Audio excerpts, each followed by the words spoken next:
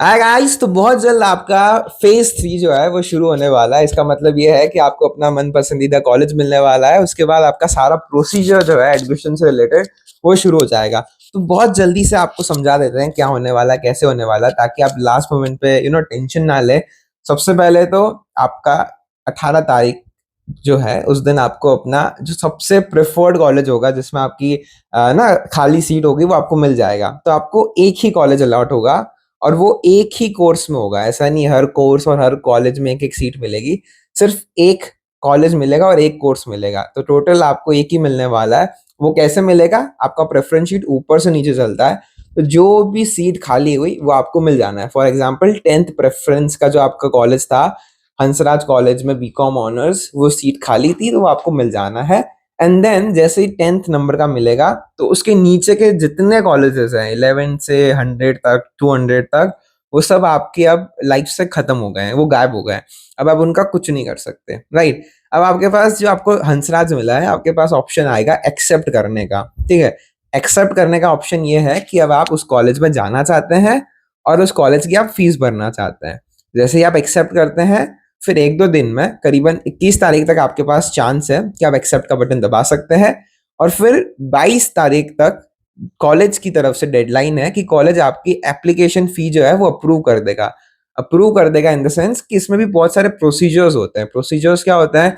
College देखता है कि भाई आप है ना, आपका अगर आप कोई कैटेगरीज हैं स्पेशली, कि आपके है ना सारे जो सर्टिफिकेट्स हैं वो सही है, आपके फादर नेम मदर नेम सही है, आपका 10th बोर्ड 12th बोर्ड जो भी आपने अभी तक अपलोड किया है वो सही है या नहीं है। तो सब अलग अलग कैटेगरीज में है ना चेक होता है। पहले एचओडी करते हैं, कन्वीनर करते हैं, फिर फाइनली प्रिंसिपल जो है वो साइन करता है। Then sign approved by principal जब होता है ना, आपके पोर्टल पे आता है, तो तब जाके आप अपनी फी सबमिट कर सकते हैं। तो दिस जनरली टेक्स 2-3 days, पर टेंशन की बात नहीं है। ड्यू ने डेडलाइन बताई है, तो आपकी डेडलाइन से पहले हो जाना है। तो इतना टेंशन मत लेना मेरे दोस्त का हो गया नहीं हुआ, मेरा कब होगा, या एक दिन में हो गया, आप कैसे क्या जो भी है।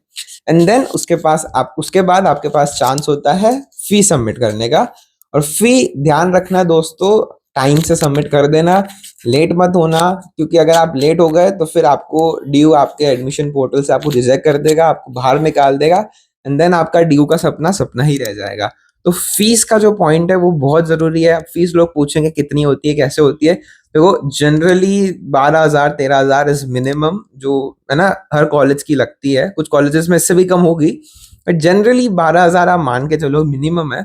और मैक्सिमम तो यार कोई लिमिट नहीं है। मतलब लिमिट इन द सेंस कि अगर आपने फॉर एग्जांपल इंद्रप्रस्थ कॉलेज से है ना मास कम्युनिकेशन का जो कोर्स है उनका, वो अगर चूज किया है बीजेएमसी करके जो है, तो उसकी फीस करीबन 1 लाख रुपए भी है। उसकी फीस जाके देखना।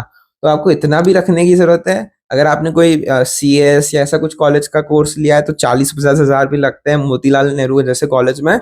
वरना जनरली 20,000 30,000 मैक्सिमम है जो डीयू के average BCom honours BA honours के कोर्सेज का लगता है। तो वो अपने कोर्स के हिसाब से पहले ही देख के रखना, आपकी प्रायोरिटी क्या है टॉप पे, उस हिसाब से अपनी फीस जो है इतनी रखना। Specially request to the people who are financially humble, जिनका थोड़ा सा क्रंच है या जिनको लगता है कि एंड मोमेंट पे आपको इधर उधर चेक करना पड़ेगा, पहले से ही आज से स्टार्ट कर दो। अपना फीस को कलेक्ट करके एक जगह पे रख दो, अकाउंट में जो आपने डाला था वही बेटर रहेगा। स्टार्टिंग में जो सीयूटी में डाला था उसी में अपना है ना रख लो, कि भाई जब आपको फी भरने का मौका आएगा तो ये है। और इतना उसमें एंड मोमेंट पे अगर दिक्कत किया तो प्रॉब्लम आ सकता है। ठीक है? तो ये बहुत सिंपल प्रोसीजर है। अब आपका फेज 1 जैसा कोई कोई कॉम्प्लिकेशंस नहीं है, कुछ ऐसे ऊपर नीचे नहीं है। जैसे आपको जो कॉलेज मिलेगा एक्सेप्ट करना है, खत्म। अब यहाँ से दो सिनेरियो बनते हैं। एक्सेप्ट कर लिया, उसके बाद आपके पास ऑप्शन होता है अपग्रेड का या फ्रीज का। अपग्रेड, अब आपको ऊपर के 10 कॉलेजेस जो है वो चाहिए, मतलब 1 से 9 तक जो आपके बचे। 11 10th मिला आपको, 10th के नीचे वाले तो खत्म हो गए। अब 10th के ऊपर वाले 1 से 9 जो है वो आपके अभी भी बचे हैं, उसमें आप अपग्रेड हो सकते हैं। उसको आप रीऑर्डर कर सकते हो, मतलब ऊपर नीचे कर सकते हो। वैसे करने की जरूरत नहीं है। रीऑर्डर का मतलब यही है कि यार ड्यू बताता है कि भाई है ना इस कॉलेज में इतनी सीट है, इस कॉलेज में इतनी सीट है। अब वो बाद में देखेंगे। अगर ड्यू फॉर एग्जांपल 1 से 9 में आपके कॉलेजेस हैं, तो उसमें अगर ड्यू बोलता है कि 9 कॉलेज, जो 9th पोजीशन पे कॉलेज है आपका XYZ, उसमें 2 सीट खाली है, और जो फर्स्ट पोजीशन पे कॉलेज है उस पर एक भी सीट खाली नहीं है, तो आपको अगर वो है कि भाई इसमें तो वैसे भी नहीं है तो इसको नंबर 1 पे रख सकते हैं तो रख दो, ऐसा कुछ नहीं है उसमें। आपको मिलना, अपग्रेड होना है तो आपको मिलेगा वही जो आपका बेस्ट होगा। तो आप देख के चलना, अपग्रेड आप ऊपर नीचे सीट वेकेंट इस बार आपको पता होगी तो उसके हिसाब से कर सकते हो, दैट्स अ सेकेंडरी थिंग। वरना आता है ऑप्शन फ्रीज का। फ्रीज का ऑप्शन आएगा उसके पास जिसके पास फर्स्ट सेकंड प्रेफरेंस मिल गई है, क्योंकि फर्स्ट मिल गई तो ऑटोमेटिकली ऑप्शन ही नहीं अपग्रेड का, और सेकंड मिल गई तो 99% फर्स्ट भरी हुई होती है इसलिए मिलता है। तो ना उन दोनों केसेस में होता है कि आपको फ्रीज करना है ना, आपका ड्यू का एडमिशन पक्का हो गया है। अब जिसको राउंड 2 में जाना है वो अपग्रेड दबाएगा, राउंड 2 होगा, 99% श्योर है होना है। राउंड 2 में अपग्रेड होगा, और राउंड 2 उन लोगों को भी जाना होगा जिनको राउंड 1 में कॉलेज नहीं मिला है, तो इन सब के लिए राउंड 2 है। और फिर आपका अगेन ड्यू अपना वही सेम प्रोड्यूसर अब जो होगा, आप डॉक्यूमेंट वेरीफाई होंगे, जो जो है वो ऐसे ऐसे होना है। कई बार क्या होगा, क्वेरी रेस हो सकती है। क्वेरी रेस जो होती है वो आपके डॉक्यूमेंट जो अप्रूव होते हैं उस फेज में होती है। तो उसमें क्वेरी ये होती है कि यार आपके कॉलेज को लगता है आपके ये नाम अलग है, या फिर पापा का नाम अलग है, या ये डॉक्यूमेंट ब्लर है, या कुछ भी। तो उसमें आप डॉक्यूमेंट या कुछ भी हो तो आप कॉलेज को अलग से बात कर सकते हैं और उससे सेटल हो सकता है। अगर आपको लगता है कि है ना नाम वाम गलत है और अभी आपने नाम गलत डाल दिया, तो एफिडेविट बनवा देना। एफिडेविट क्या होता है, लीगल डॉक्यूमेंट है। आप किसी भी कोर्ट में जाओगे तो आधे घंटे में बन जाता है, कोई बड़ी बात नहीं है।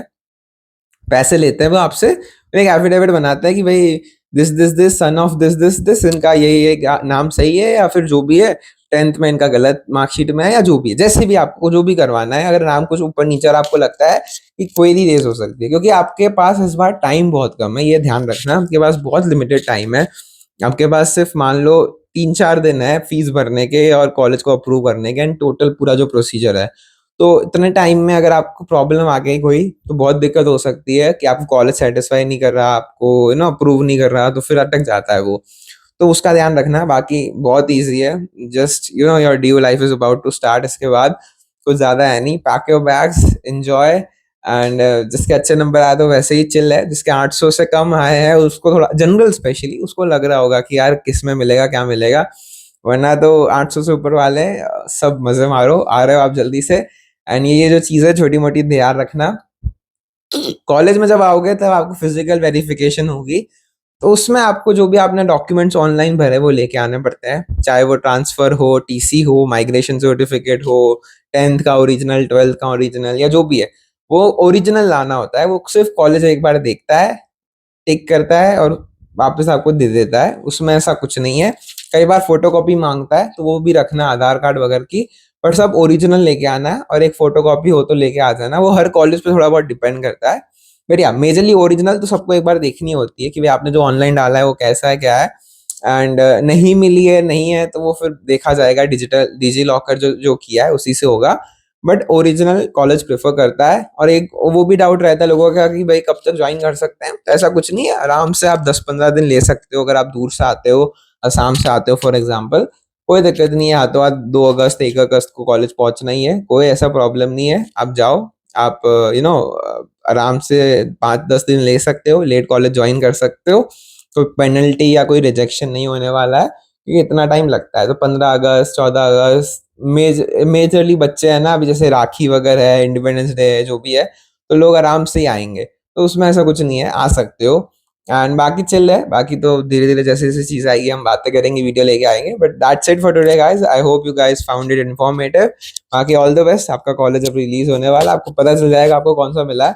एंड उस पर भी जल्द एक सेशन कर लेंगे हम। लाइव करना है तो बता देना कमेंट में, लाइव करना है वो देख लेंगे, ठीक है। बाय, टेक केयर, जय हिंद, जय सिया राम।